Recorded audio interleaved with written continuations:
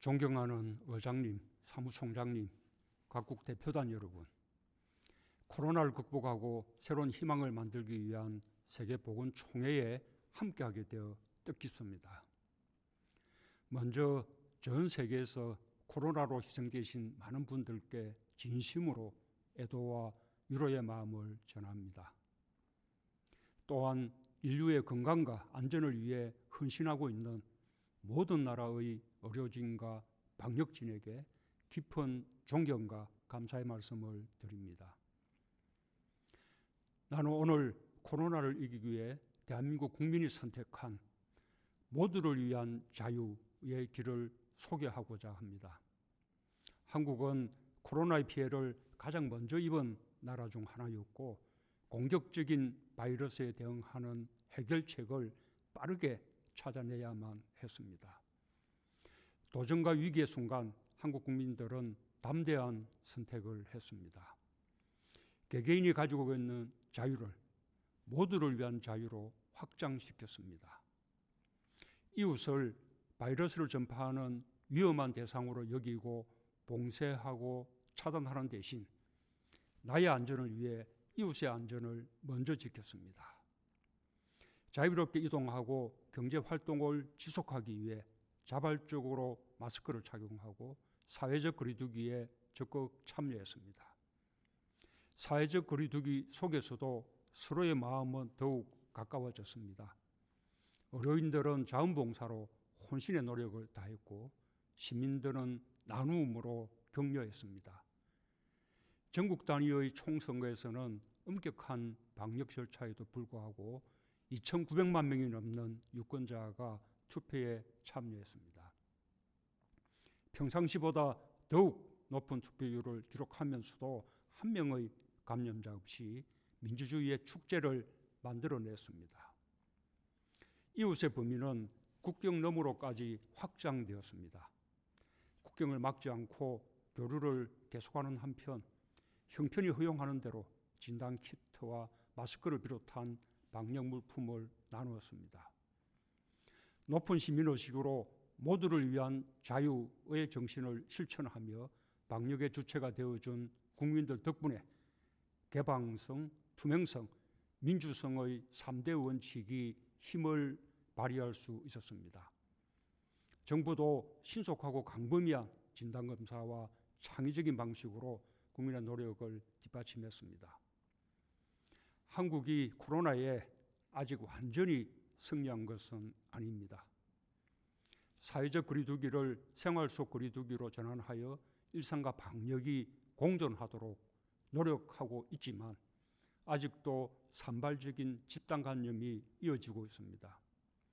또한 국외에서 계속되고 있는 세계적인 대유행이 여전히 위협적입니다. 치료제와 백신이 준비되지 않는다면 또다시 새로운 대유행이 올 수도 있습니다. 그러나 우리는 분명히 알고 있습니다. 정보를 공유하고 함께 협력하는 힘은 바이러스가 갖지 못한 인류만의 힘입니다. 코로나는 인류 공동의 가치인 자유의 정신까지 위협하지만 자유의 정신에 기반한 연대와 협력이야말로 코로나와의 전쟁에서 승리할 수 있는 가장 강력한 무기입니다. 의장님, 각국 대표단 여러분, 나는 모두를 위한 자유의 정신에 입각하여 세계가 지금의 위기를 극복하고 그 이후를 대비하기 위한 3가지 제안을 하고자 합니다. 첫째, 보건 취약국가에 대한 인도적 지원을 확대하고 방역 경험을 공유해 나가야 합니다. 모두가 코로나에서 자유로워질 때까지 단 한 사람도 소외되지 않도록 함께 협력해야 합니다. 한국은 올해 총 1억 불 규모의 인도적 지원을 계획하고 있습니다. 위기 대응과 출입국 정책에 이르기까지 그동안 축적해온 경험과 데이터도 지속적으로 국제사회와 공유해 나갈 것입니다. 인류의 건강을 함께 지키기 위해 WHO와 적극 협력해 나갈 것입니다. 둘째, 백신과 치료제 개발을 위해 국경을 넘어 협력해야 합니다. 개발된 백신과 치료제는 인류를 위한 공공재로서 전 세계에 공평하게 보급되어야 할 것입니다. 한국은 백신과 치료제 개발을 위한 WHO의 노력을 전적으로 지지합니다. 한국은 세계 백신 면역 연합, 글로벌 펀드, 국제의약품 구매기구, 국제 백신 연구소의 공여국으로 참여하고 있으며 올해부터 감염병 혁신 연합에도 기여할 예정입니다. 셋째, WHO 국제보건 규칙을 비롯한 관련 규범을 빠르게 정비하고 기속력을 갖춰야 합니다. 우리는 언제라도 올 수 있는 신종 감염병 위기에 보다 신속하고 효과적으로 대응할 수 있어야 합니다.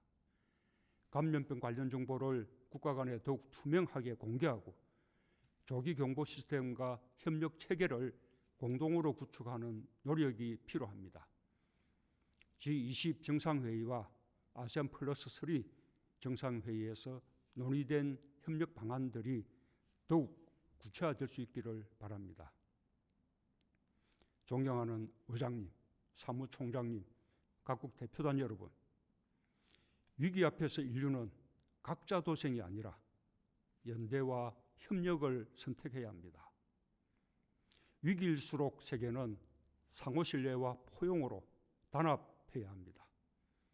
국제사회가 모두를 위한 자유의 가치를 더욱 굳게 공유한다면 우리는 지금의 위기 극복을 앞당기고 포스트 코로나 시대의 희망을 더 크게 키울 수 있을 것이라고 믿습니다. 감사합니다.